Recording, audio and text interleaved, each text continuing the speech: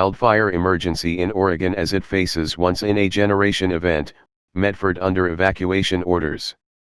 Wildfires have burned some 476,027 acres in Oregon and Washington. Thousands of residents across Oregon remain under evacuation orders Wednesday as fast-moving fires burned through at least 2 towns and the state's governor declared a wildfire emergency. The U.S. Forest Service's Pacific Northwest region said there are 20 large wildfires burning across Oregon and Washington that have destroyed some 476,027 acres as extreme fire weather continues across the region. During a press conference on Tuesday, Oregon Gov. Kate Brown called the weather conditions a once-in-a-generation event. "Almost every year since becoming governor, I've witnessed historic fire seasons," Brown told reporters.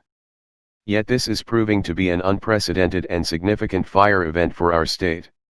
Brown invoked the Emergency Conflagration Act for 3 of the largest blazes, the Beachy Creek, Lions Head, and Holiday Farm fires, saying they pose a threat to life, safety, and property and exceed local firefighting capabilities. Brown invoked the Emergency Conflagration Act for 3 of the largest blazes, the Beachy Creek, Lions Head, and Holiday Farm fires, saying they pose a threat to life, safety, and property and exceed local firefighting capabilities. Dozens of other wildfires are raging across Oregon, spurring evacuations in many communities. The National Weather Service, NWS, office in Medford shared photos of multiple wildfires spotted in the area. Part of the city of Medford in the southern part of the state is under evacuation orders due to a growing wildfire that's closed a 25-mile portion of Interstate 5. The blaze is 0% contained and other neighborhoods have been told to be ready to evacuate if needed. State fire officials told Fox 12 on Tuesday they could not say if anyone has died from the blazes or how many have been hurt, but there have been many successful rescue missions. A meteorologist in Colorado shared a time-lapse video on Tuesday night of the wildfire nightmare as it unfolded across the western part of the state. "We do not have context for this amount of fire on the landscape," Doug Grave, chief of fire protection at the Oregon Department of Forestry told reporters during a briefing on Tuesday.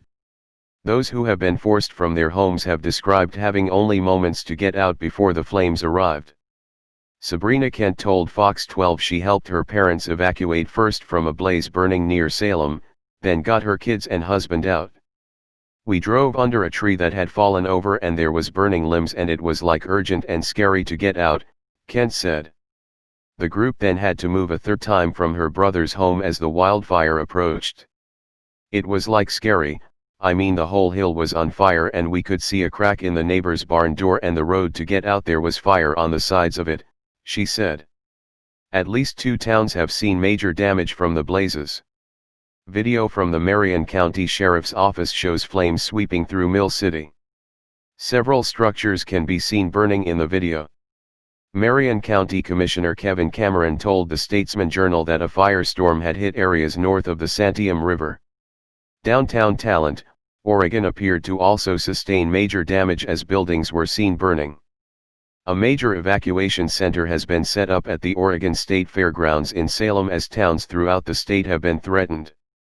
Red Cross spokesman Chad Carter told the Associated Press that 600 evacuees had checked in by early Tuesday afternoon to the site, one of at least 10 fire evacuation centers in Oregon set up by the Red Cross. The Oregon Department of Corrections said late Tuesday it evacuated 1,450 inmates from 3 prisons because of threats from wildfires.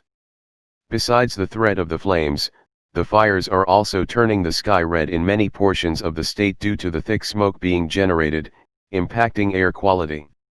A photo from noon on Tuesday in Salem showed the sky looking straight apocalyptic, one person shared on Twitter.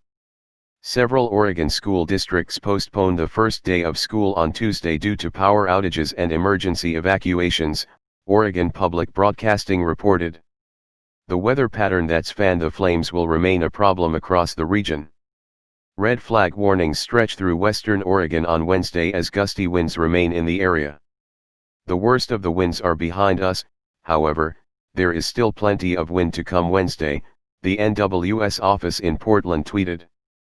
humidity remains low and this combination will challenge firefighting efforts through at least Wednesday evening. While the winds will calm down by Thursday, there's no major relief in the forecast for this area in the short term. Fox News' Janice Dean and the Associated Press contributed to this report.